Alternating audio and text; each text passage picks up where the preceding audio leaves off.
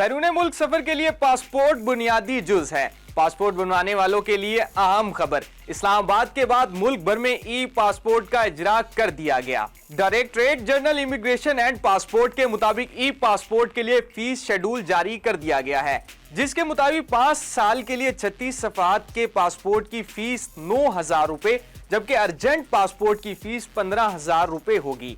72 सफ़ात पर मुश्तमिल ई पासपोर्ट के लिए नॉर्मल फीस 16,500 रुपए और अर्जेंट के लिए 27,000 रुपए होगी।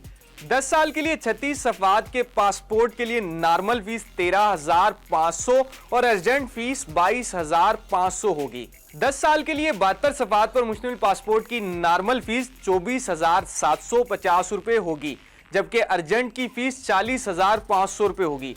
शेड्यूल के तहत नॉर्मल पासपोर्ट की फीस हस्बे साबिक रहेंगी। फीसों का इतलाक 16 अगस्त से हो चुका है।